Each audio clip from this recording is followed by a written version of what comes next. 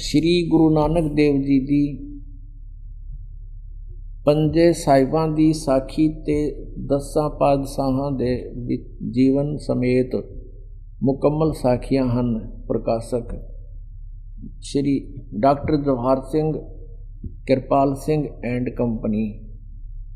ये कहाँ से छपी है? पुस्तकां वाले गली नंबर 8 बाग रामानंद अमृतसर। तो अब इसके 547 पृष्ठ पर समुंदर दी साखी पृष्ठ 547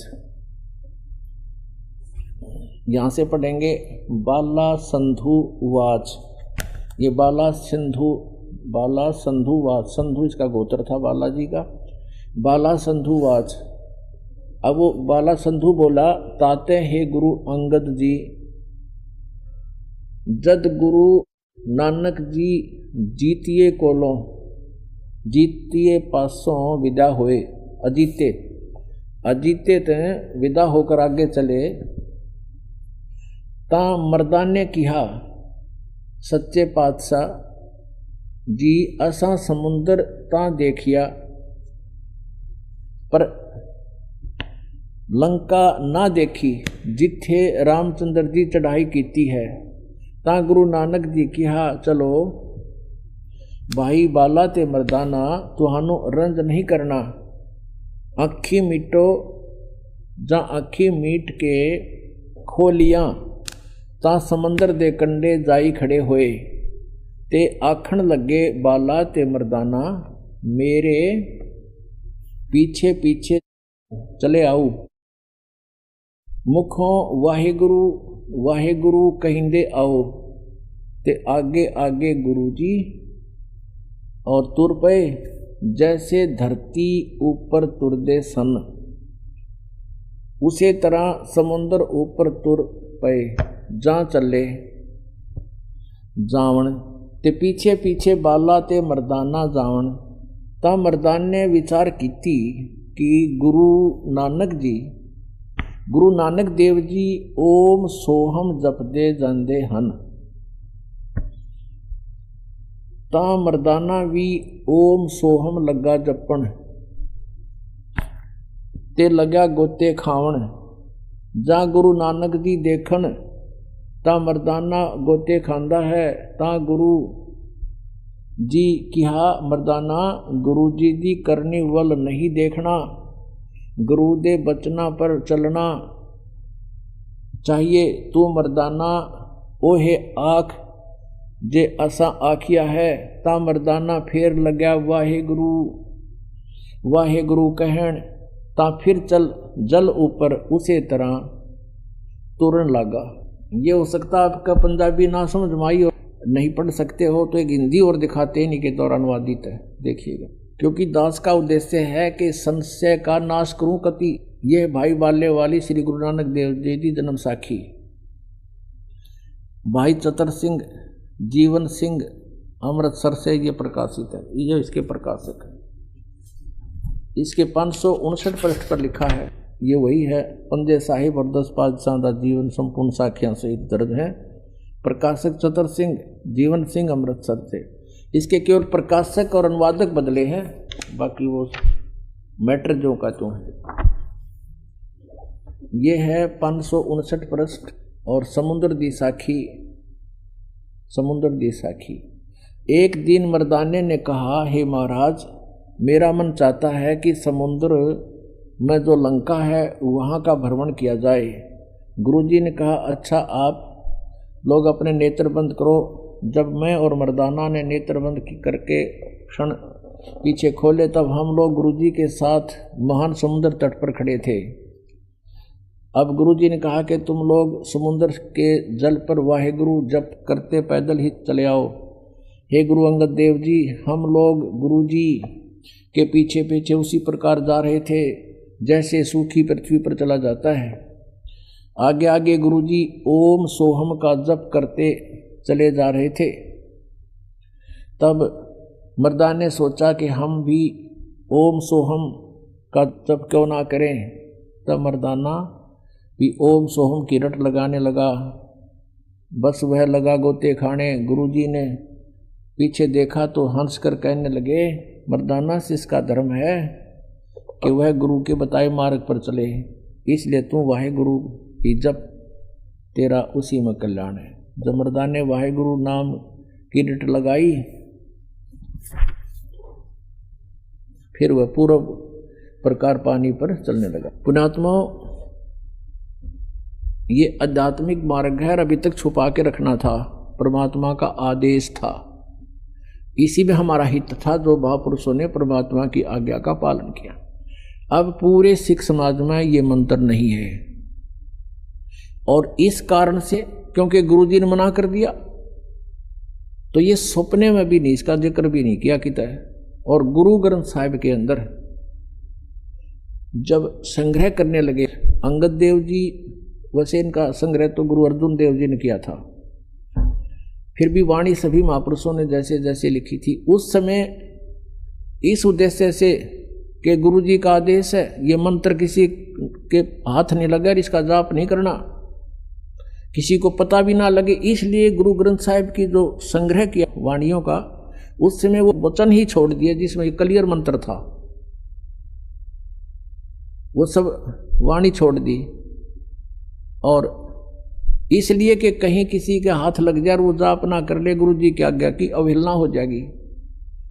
तो एक प्राण संगली बना रखी है सिख समाज ने ही, उस प्राण संगली के अंदर ये मंत्र लिखे हुए हैं, गुरु जी के वो शब्द लिखे हुए हैं जिसमें ये मंत्र स्पष्ट लिखा हुआ है कि ये जाप जप, और उसमें ये लिखा प्राण संगली के अंदर, गुरु ग्रंथ के समय संग्रह करते समय ये वाणियां बच गई थी, इनको अलग से संग्रह कर करके, और महले पहले की वाणी है, ये प्राण संगली नाम से पुस्तक प्रकाशित की गई। अब इसका कारण क्या था?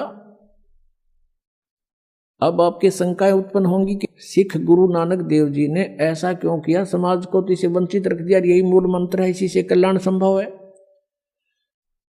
अपनात्माओं, जैसे हम डॉक्टर के पास जाते हैं, डॉक्टर हमें देखता है कि इसको कोई अन्य ऐसी तकलीफ है, यदि अब इसको ये इंजेक्शन लगाए जाते हैं तो ये काम नहीं करेंगे, तो उसके लिए क्या करता है, वो ग्लूकोज शुरू कर देता है, उसमें कुछ ऐसी औषधियां शक्ति की जिससे शरीर खराब ना हो, ऐसी औषधि डाल करके, ऐसे इंजेक्शन ला करके उसको चालू कर देता है, और वो फिर उसके कारण से वो शरीर नष्ट नहीं होता। तो हमारी जो भक्ति का प्रारूप बिगड़ गया और इसमें ठग ज्यादा प्रवेश हो गए। परमात्मा ने अपना वचन के आधार से इस समय तक इस भक्ति को लाना था, आप जी को भी भक्ति की आस्था में रखना था, इसलिए कोई किसी भी देव की पूजा करता था और उसके पुराने संस्कार, पिछले जो संस्कार अच्छे थे, तो परमात्मा आपको आपत्ति आने पर मदद करता था। ये करता था वो कबीर परमेश्वर ही। और हम ये सोचते थे कि मैं श्री कृष्ण जी की पूजा करता हूँ, मेरे भगवान श्री कृष्ण ने आज मुझे ऐसा लाभ दे दिया। परमात्मा ने इस चीज़ की कोई चिंता नहीं, वो ये चाहते थे कि आस्था बनी रहे इनकी भगवान में, वो चाहे पत्थर की मूर्ति पूज कर भी अपनी आस्था बना रहे, इससे मुझे लाभ हो गया तो कोई प्रॉब्लम नहीं, करते रहेंगे। इस समय तक इस भक्ति को और आपको दोनों को आस्था बनाए हुए यूं का यूं रखना था। अब जैसे गुरु नानक देव जी ने भंडारे शुरू किए, पहले तो उनके अपनी खेती से स्वयं अपना भंडारा अपने घर से ही करते थे, जितने भी 100-200 पहले भगत थोड़े ही आते थे नानक साहिब के पास, तो अपने ही घर से सबको भंडारा भोजन करवाते थे। फिर धीरे धीरे ज्ञान देते थे कि भाई भक्ति करनी चाहिए, भक्ति और धर्म करना चाहिए, भंडारा करना चाहिए, भूखा भोजन देते हैं पहुँचेंगे प्रमाण, धर्म तो 10 का नहीं 10 का 3 लोग, खैर आए तुम्हें खैर है कीजिए आत्मपोख। फिर धीरे धीरे अनुयायियों को समझ में आने लगा कि हे प्रभु कुछ हमारा भी पुण्यदान हो, हम तो आपका ही खा रहे हैं सारा, हमारा कल्याण कैसे होगा। तब उन्होंने परमात्मा, अब नानक साहब जी चाहते थे कि यदि आज मैं कह दूंगा तुम घर का आटा लाइयो घी लाइयो, एक नहीं आओगा, और नानक साहब जी अपने घर से उनका भंडारा शुरू कर दिया। फिर ज्ञान दिया, भगवान का विधान बताया तो उनके समझ में आ गई, तो उन्होंने स्वयं दान करना शुरू किया। भंडारे शुरू किया, अपने ही पैसे ला ला कर दान, कोई आटा लाता, कोई घी लाता, कोई गुड़ शक्कर ले आता। परमात्मा नानक साहब जी चाहते थे कि इनमें कुछ आस्था बने, फिर ये भंडारे शुरू करवा दिए उन्होंने। ये 5 यज्ञ होती है इसमें, एक यज्ञ है धर्म की, दूसरी यज्ञ है ध्यान, तीसरी यज्ञ हवन की और चौथी यज्ञ प्रणाम, 5वीं यज्ञ ज्ञान की। तो ये 5 यज्ञ शुरू करवा दी नानक देव जी ने। अब इन यज्ञों से बहुत लाभ मिलता है, लेकिन मोक्ष नहीं हो सकता। अब इनसे क्या हुआ, फिर आगे चल के गुरु ग्रंथ साहिब का पाठ तो बहुत बाद में शुरू हुआ है। पहले ऐसे सत्संग करते थे, गुरु निर्धारित कर लिए, बाद में नानक साहिब जी के जाने के बाद उत्तराधिकारी बना दिए। तो उनके आदेश अनुसार वो वहाँ सब भगत कुछ लेके जाता था, कुछ लेके जाता था, फिर सामूहिक भंडारे शुरू कर दिए। तो इस तरह ये उनको उनका पुण्य होने लगा। परमात्मा की वाणी के सुनने से भी लाभ होता है, यज्ञ होती है, हमें बहुत पुण्य मिलता है। तो इस प्रकार नानक साहिब जी ने वो मंत्र तो दिया नहीं, यानी वो इंजेक्शन तो लाए नहीं, लेकिन ग्लूकोज जारी करवा दिया। उस ग्लूकोज के यानी इन यज्ञों से आपको कुछ तो पिछले संस्कार, परमात्मा की वाणी से आपको क्या हुआ, मनुष्य जीवन मिलते हुए आगे। और 600 वर्ष पहले परमात्मा आपको बैटरी चार्ज कर गए थे। 600 वर्ष पहले जब आए थे परमात्मा ने ये 5 नाम दिए थे, 5 ओनली, ये सतनाम नहीं। उसमें केवल कुछ एक अधिकारियों को, जैसे आदरणीय नानक साहिब जी, आदरणीय गरीबदास साहिब जी, आदरणीय दादू साहिब जी, आदरणीय गीसादास साहिब जी, आदरणीय मुलुखदास साहिब जी और आदरणीय धर्मदास साहिब जी, इनको तो ये मंत्र पूरे दिए थे इन्होंने, सतनाम तक। और तीसरा मंत्र भी इनको दिया था, लेकिन इनको आदेश दे दिया था कि आप किसी को ये अभी रहस्य खोलना नहीं। तो इन्होंने जो परमात्मा की भक्ति की, तो साधनाएं की, इनको मना कर दिया था कि ये किसी को आगे दान नाम नहीं देना। तो उससे क्या हुआ कि उस समय इन 5 नाम के जापते, उसमें परमात्मा के 64 राक्षस हो गए थे। उसमें ये 5 नाम कौन से दिए थे, रंकार ओंकार नहीं है, जो आप जी को अब कंप्लीट मंत्र दिया जाता है 7 मंत्र का, 7 नाम का। इसमें बीच के जो 5 नाम है ये केवल दान करते थे पहले परमात्मा। और इन 5 नामों से हमें बहुत लाभ मिलता है। इनसे मनुष्य जीवन भी प्राप्त हो जाता है, लेकिन मोक्ष नहीं हो सकता। संसारिक सुख भी प्राप्त हो जाते हैं, लेकिन अब जो कंप्लीट आपका कोर्स हो जाएगा, फिर ये मंत्र आपको सहयोग देंगे उस मोक्ष मार्ग में। ये कंप्लीट आपको धीरे धीरे बताएंगे। अब जो उद्देश्य चल रहा है वो बताना चाहते हैं कि गुरु नानक देव जी ने सिख समाज को इस यथार्थ मंत्र से वंचित किस लिए रखा, कि उनको पता था अब ये ना तो मुक्ति प्राप्त कर सकते, क्योंकि 12 वर्ष तक नानक साहब ने संघर्ष किया, सब ने विरोध शुरू कर दिया, पंडित नारे चंगर गए, मुसलमान अलग से विरोधी हो गए। तो परमात्मा ने कहा अब ये ना छेड़ो इनको, आप अपनी भक्ति करो, और जो भी तूने देखा है आपने वो एफिडेविट लिख दे।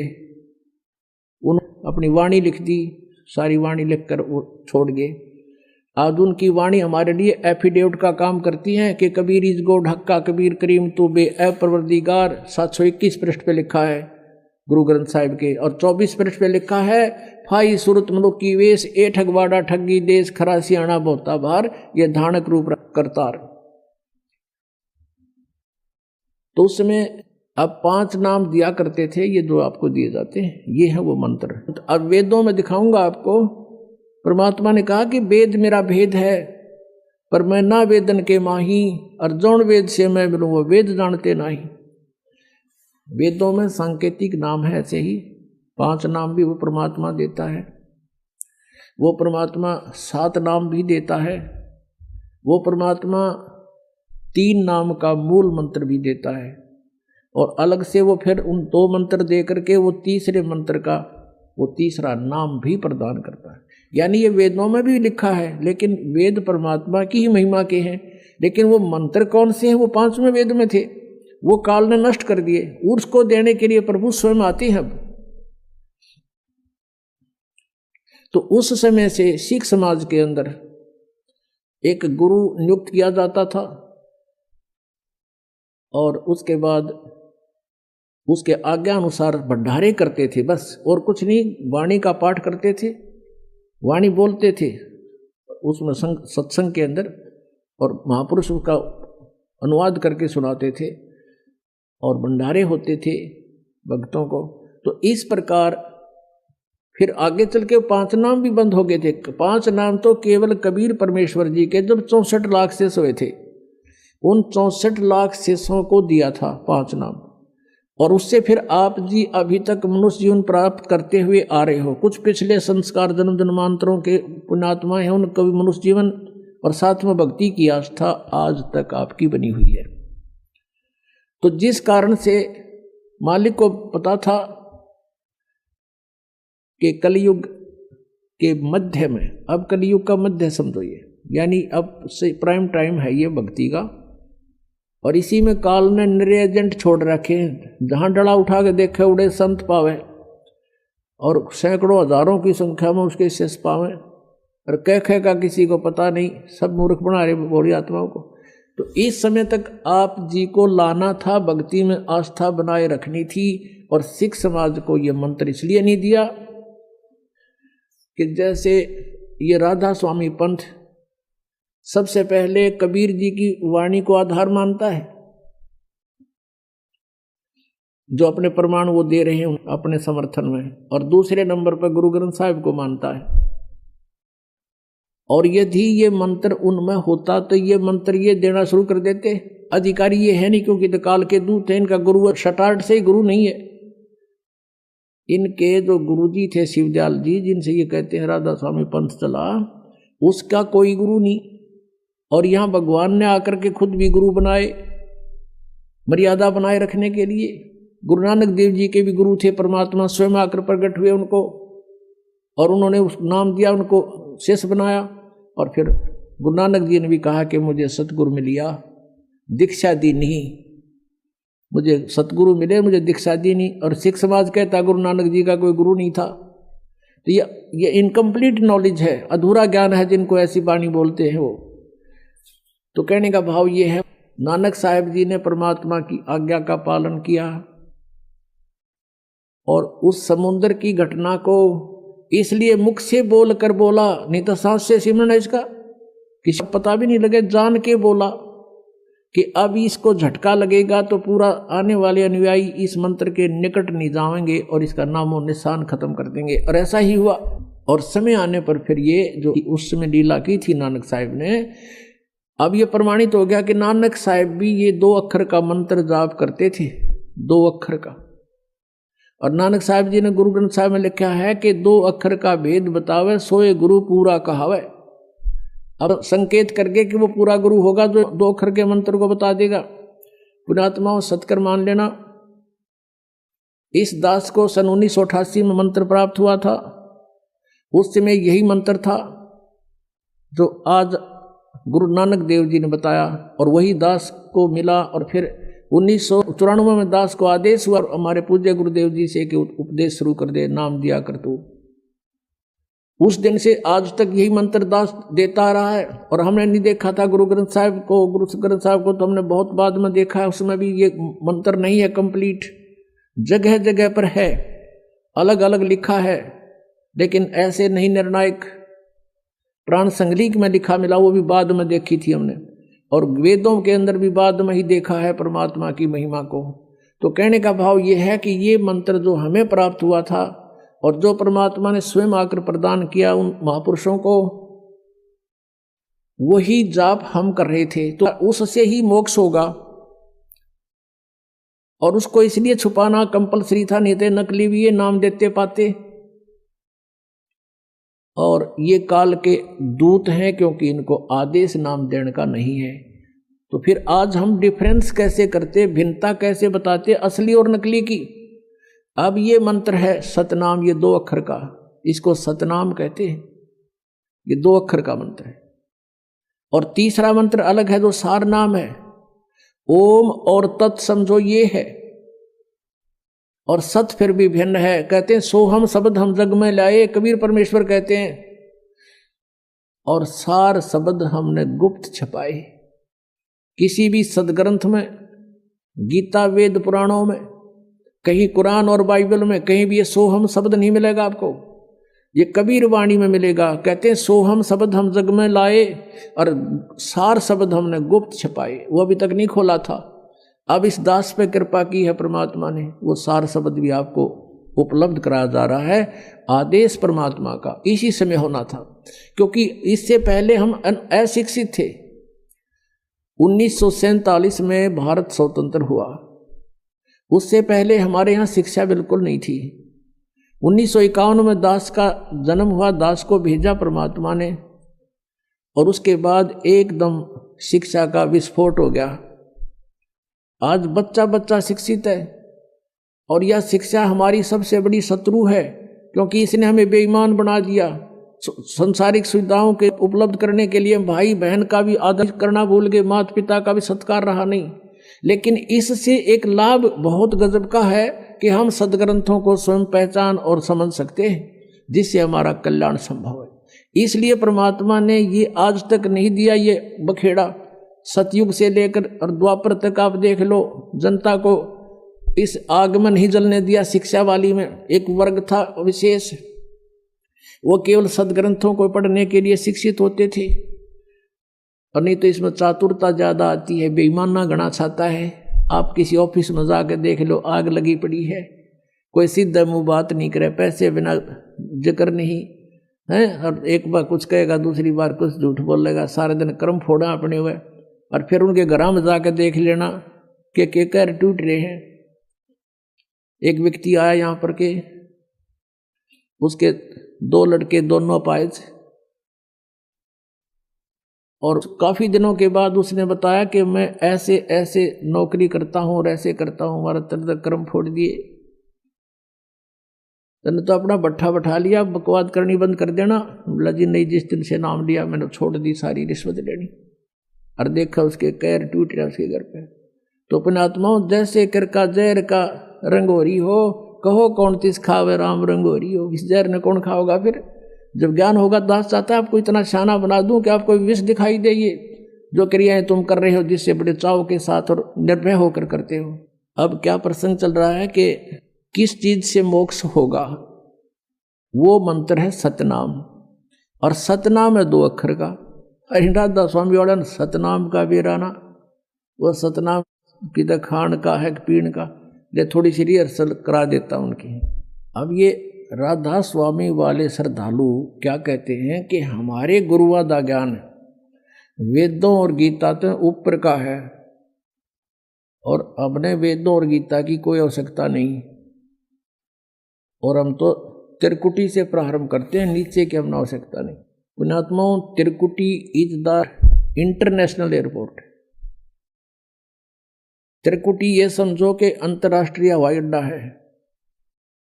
अंतर्राष्ट्रीय हवाई अड्डा पर इंसान जब जाता है, पहले उसका पासपोर्ट होता है, उद्देश्य होता है कि इस देश में जाना, पासपोर्ट बन चुका होता है, रास्ते की किराए की टिकट भी उसकी बन चुकी होती है। और वो टिकट और पासपोर्ट बनाने से पहले उसने क्या क्या करना पड़ता है? उस देश का नो ड्यू सर्टिफिकेट लेना पड़ता है। सभी अधिकारियों से जा जाकर उसने वहाँ का क्लियरेंस चिट लेनी पड़ती है, तब वो एयरपोर्ट पर जा सकता है और विदेश जा सकता है।